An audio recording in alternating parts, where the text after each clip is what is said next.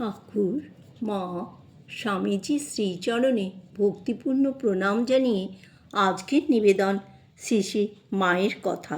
স্বামী ঈশানানন্দ, পর্ব ৩। জন্মাষ্টমী ২-১ দিন পূর্বে আমি মায়ের নিকট দীক্ষা লইবার ইচ্ছা প্রকাশ করায় গোলাপ মা শুনিতে পাইয়া তাহার স্বাভাবিক উচ্চকণ্ঠে বলিতে লাগিলেন, ওইটুকু ছেলে, আমার বয়স তখন ১৩ বৎসর, ২ দিন পরে মন্ত্র ভুলে যাবে, এখন থেকেই দীক্ষা? কেদারের যেমন কাণ্ড, মা তো তোমাদের দেশেরই, তিনি যখন সেখানে যাবেন তখন দেখে শুনে পরে দীক্ষা নিও। ইহা বলিয়া গোলাপ মা চলিয়া গেলেন। তখন মা বলিতেছেন, গোলাপের কথা দেখো না, বালককালে যা ভালো করে শেখে তা কি ভোলে কখনো? এখন থেকে যা পারে করুক না, পরে তো আমি আছি। জন্মাষ্টমীর দিন শ্রী শ্রী ঠাকুরের পূজা সারিয়া মা আমাকে দীক্ষা দিলেন এবং আমাকে যেমন বলিয়াছিলেন সেইরূপ জপ করিতে দেখিয়া বলিলেন, এই তো, এইটি আর মনে থাকবে না? খুব থাকবে, পরে যেমন যেমন আবশ্যক সব সময় মতো আবার দেখিয়ে দেব। তারপর মাথায় ও বুকে হাত বুলাইতে বুলাইতে আশীর্বাদ করিলেন এবং আসন হইতে উঠিয়া বলিলেন, আমার সঙ্গে এসো। আমি তাহাকে প্রণাম করিয়া তাহার সহিত পাশের ঘরে গেলে তিনি শিকা হইতে 2টি পান্তুয়া লইয়া একটি হইতে সামান্য দাঁতে কাটিয়া খাইলেন এবং বাকি আমার হাতে দিয়া বলিলেন, খাও। আমি উহা হাতে লইয়া তাহার সামনে খাইতে লজ্জা করিতেছি দেখিয়া বলিলেন, লজ্জা করো না, দীক্ষার পর প্রসাদ খেতে হয় বলিয়া 1 গ্লাস জল দিলেন। কয়েকদিন পরেই আমরা কেদারবাবুকে মাকে সঙ্গে লইয়া কোয়ালপাড়ায় চলিয়া আসিলাম। আসিবার সময় মা কেদারবাবুকে কয়েকটি টাকা দিয়া বলিলেন, জগদ্ধাত্রী পূজার জন্যে ধান কিনে কিছু চাল করিয়ে রাখবে। ফাল্গুন মাসে মা দেশে আসিতেছেন। কোয়ালপাড়া হইতে ভোরে আমরা 3 জন অনেক দূর আগাইয়া তাহাকে আনিতে গেলাম। মায়ের গাড়িগুলি দৃষ্টিগোচর হইতেই আমাদের 2 জন আশ্রমে খবর দিবার জন্য ফিরিয়া গেলেন। আমি গাড়ির সঙ্গে সঙ্গে ফিরিব বলিয়া থাকিয়া গেলাম। দূর হইতে মা আমাকে দেখিয়া বলিতেছেন, কে গো?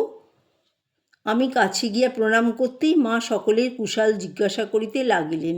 গাড়ি চলিতেছে, আমিও হাঁটিয়া যাইতেছি। মা ভেতর হইতে মুখ বাড়িয়া, এটি কোন গ্রাম? ওটা কাদের পুকুর? কোয়ালপাড়া আর কত দূর? ইত্যাদি নানা কথা বলিতে লাগিলেন। কোতলপুর ছাড়াইয়া আসিলে মা বলিলেন, গাড়িতে উঠে এসো না, আর কত হাঁটবে? গাড়িতে মায়ের সহিত রাধুও ছিল। একটু পরে গাড়োয়ান গাড়ি হইতে নামিয়া বলিল, আমি একটু হাঁটছি, আপনি এই সামনে বসুন।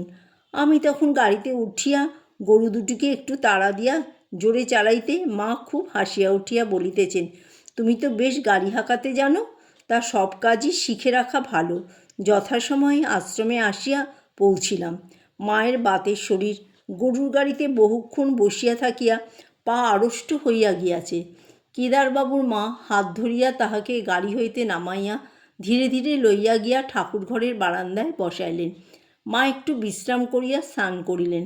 আমাকে বলিলেন, বাবা, কেদারের মায়ের সঙ্গে আর বকতে পারি না, তুমি কাপড়খানা ছেড়ে গামছা পরে আমার পূজার জোগাড়টা করে দাও তো।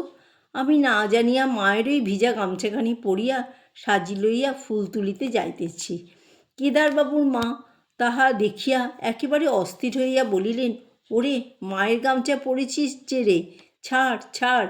তখন মা বলিতেছেন, তাতে কি, ছেলে মানুষ, আমার গামছা পড়েছে তো কি হয়েছে, যাও যাও, ফুল নিয়ে এসো। কেদারবাবু গল্প করিতে করিতে মাকে বলিলেন, মা, আপনার সব ছেলেই বিদ্বান, আমরা এই কয়টি আপনার একেবারে মূর্খ সন্তান। শরৎ মহারাজ ঠাকুরের বই লিখে তার কথা ও ভাব প্রচার করেছেন, অন্যান্য ছেলেরা সব বক্তৃতা দিচ্ছেন, কত কাজ হচ্ছে। মা শুনিয়া বলিতেছেন, সে কি গো, ঠাকুর যে লেখাপড়া কিছুই জানতেন না, ভগবানে মতি হওয়াই আসল। তোমার দ্বারা এদেশে অনেক কাজ হবে। ঠাকুর এবার এসেছেন ধনী নির্ধন পণ্ডিত মূর্খ সকলকে উদ্ধার করতে। মলয়ের হাওয়া খুব বইছে, যে একটু পাল তুলে দেবে, শরণাগত হবে, সেই ধন্য হয়ে যাবে। এবার বাঁশ ও ঘাস ছাড়া যার ভিতরে একটু সার আছে সেই চন্দন হবে। তোমাদের ভাবনা কি, তোমরা আমার আপনার লোক, তবে কি জানো, বিদ্বান সাধু যেন হাতির দাঁত সোনা দিয়ে বাঁধানো। এই কথা বলিয়া পূজা করিতে উঠিলেন। সন্ধ্যার কিছু পূর্বে মা পালকিতে জয়রামবাটি রওনা হইলেন। জগদ্ধাত্রী পুজোয় কোয়ালপাড়া হইতে যে লোকটির ভাণ্ডারী হইয়া যাইবার কথা ছিল, তাহার হঠাৎ অসুখ হওয়াতে আমি ওই কাজের ভার লইয়া পূজার পূর্বদিন জয়রামবাটি উপস্থিত হইলাম।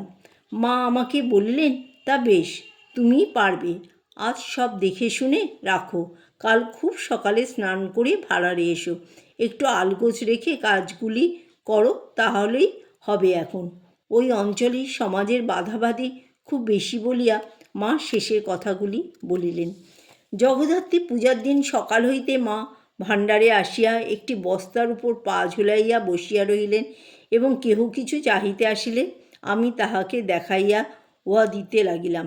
পূজা শেষ হইলে পুষ্পাঞ্জলি দিবার জন্য মা স্নান করিয়া মামিদের লইয়া মণ্ডপে গেলেন। 3 বার দেবীর চরণে পুষ্পাঞ্জলি দিয়া গলবস্ত্রে জোড়হাতে একধারে কিছুক্ষণ চুপ করিয়া বসিয়া রইলেন। পূজা নির্বিঘ্নে শেষ হইল। মধ্যাহ্নে গ্রামে স্ত্রী পুরুষ অনেকেই অন্নপ্রসাদ পাইলেন। দ্বিতীয় দিন আমার জ্বর হয়, মা নিজেই ভাড়ারের সব কাজ করিলেন। জয় মা শারদা।